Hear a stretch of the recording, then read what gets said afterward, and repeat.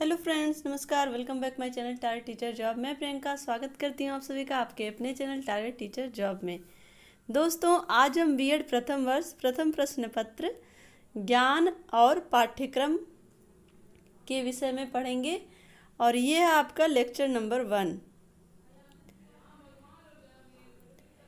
इसमें आपका पहला क्वेश्चन है, ज्ञान की अवधारणा का वर्णन कीजिए। दोस्तों, ये सिद्धार्थनगर यूनिवर्सिटी 2019 में पूछा हुआ क्वेश्चन है। तो चलिए उत्तर देखते हैं। वह विचार जो चिंतन की विषय वस्तु की वास्तविक प्रकृति के अनुरूप हो, ज्ञान कहलाता है।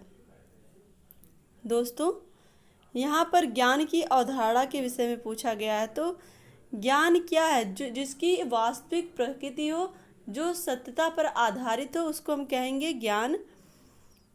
ज्ञान अंग्रेजी भाषा के नॉलेज शब्द का हिंदी रूपांतरण है, जिसका अर्थ मनुष्य में चेतना वृद्धि के प्रकट होने से लगाया जाता है। ज्ञान का हम अंग्रेजी देखते हैं तो उसको कहते हैं नॉलेज, जिसका अर्थ होता है मनुष्य में चेतना की वृद्धि। चेतना की वृद्धि से तात्पर्य मनुष्य में उसके ज्ञान, उसके चेतन मन जो कि हमेशा सचेत रहता है, उसकी वृद्धि से है। ज्ञान क्या है? इस प्रश्न का सीधा उत्तर देना संभव नहीं है, क्योंकि इसका उत्तर देने के अनेक और विभिन्न प्रकार हो सकते हैं। ज्ञान क्या है, इसको अलग अलग विद्वान अलग अलग तरह से कह सकते हैं। ज्ञान शब्द का अर्थ विभिन्न प्रकार के बोध से है कि क्या सत्य है और क्या असत्य। ज्ञान का तात्पर्य विभिन्न तरह के बोध से है, जिसमें हम कह सकते हैं क्या सत्य है, क्या असत्य है। इसी की खोज करना ही ज्ञान है। ज्ञान किसी वस्तु के संबंध में जानकारी है। किसी भी वस्तु के विषय में अधिक से अधिक जानकारी ही ज्ञान है। निरपेक्ष सत्य की स्वानुभूति ही ज्ञान है। ज्ञान नैदानिक और वैज्ञानिक दोनों हो सकता है। ज्ञान जो हमारे डेली दिनचर्या से लेकर के वैज्ञानिक पक्ष तक हो सकता है, जिसमें हम हर दिन कुछ न कुछ नया सीखते हैं। वो सारा हमारे ज्ञान को बढ़ाता है और वो एक ज्ञान का रूप रख लेता है। ज्ञान की प्रकृति अज्ञान से उसकी तुलना करने पर ज्ञात होती है। अज्ञान से जब कोई किसी भी वस्तु के विषय में ज्ञान नहीं रखता है और उसके बाद जब वो उस वस्तु के विषय में ज्ञान रखने लगता है, यानी कि उसके विषय में उसको पता चल जाता है, उसके बारे में उसके पास ज़्यादा जानकारी हो जाती है, तो वो दोनों के बीच की जो अंतर है उसे ही ज्ञान की प्रकृति कहेंगे। ज्ञान का क्षेत्र केवल दर्शन तक सीमित नहीं है, अपितु कई दार्शनिकों ने जगत की विविध वस्तुओं को अज्ञान कहकर पुकारा है।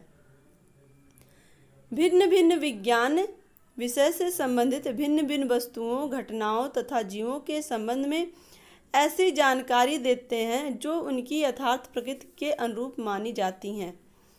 अलग अलग घटनाओं के संबंध में, अलग अलग वस्तुओं के संबंध में और अलग अलग जीवों के संबंध में जो उनकी प्रकृति को बताता है, उनके व्यवहार को बताता है, वो होता है ज्ञान। यह ज्ञान वैज्ञानिक ज्ञान है। ज्ञान का अभिप्राय अनुभव से भी लगाया जाता है।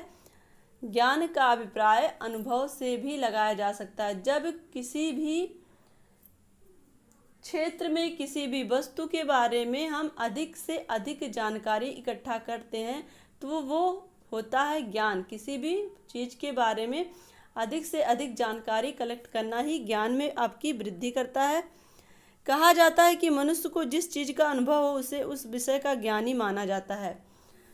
यहाँ पर अनुभव भी ज्ञान को बढ़ाता है। धीरे धीरे आपका जो एक्सपीरियंस लेवल है जैसे जैसे बढ़ता जाता है, आपके ज्ञान में वृद्धि होती जाती है।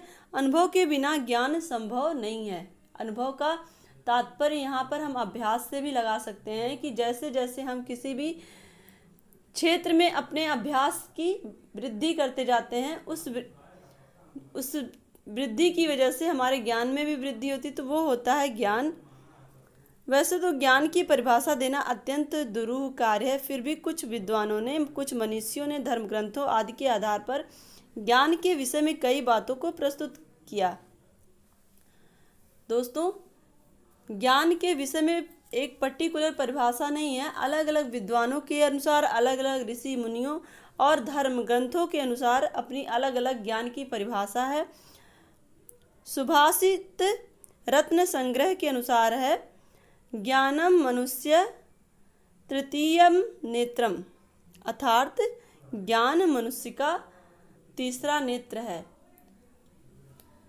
हम अपनी आँखों से तो जो चीज़ देख सकते हैं वो एक अनपढ़ भी देख सकता है और एक पढ़ा लिखा भी देख सकता है। आपके पास दो आँखें हैं, उससे हर कोई समान दूरी, समान चीज़ें देख सकता है, लेकिन जो ज्ञान होता है, जिसके अंदर जानकारी होती है, वो हर चीज़ को अलग नज़रिए से देखता है। तो वो जो ज्ञान है उसका, वो उसकी तीसरा नेत्र हो जाता है।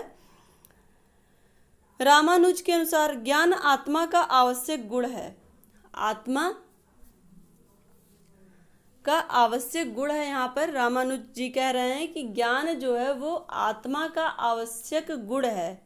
एक मनुष्य जब तक जिंदा रहता है तो उसकी अपनी एक आत्मा होती है, उसके अंदर एक मन होता है, चेतन अचेतन।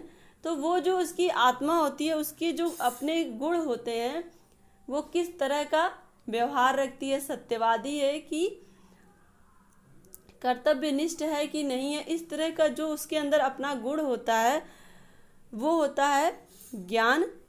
अमरकोश के अनुसार ज्ञान वह है जो मनुष्य को उन्नत करता है। ज्ञान के द्वारा मनुष्य आगे बढ़ता है, यानी कि उन्नतशील भी होता है। तो वो होता है ज्ञान, जिससे हम आगे बढ़ते हैं, जिस साधन के माध्यम से हम आगे बढ़ते हैं, वो होता है ज्ञान। गीता के अनुसार ज्ञान बहुमूल्य रत्नों से भी अधिक मूल्यवान है। ज्ञान हम बहुमूल्य वस्तु देकर के भी नहीं प्राप्त कर सकते, अगर हमारे अंदर वो इच्छा ना हो। ज्ञान हम अपनी इच्छा अनुसार ही ग्रहण कर सकते हैं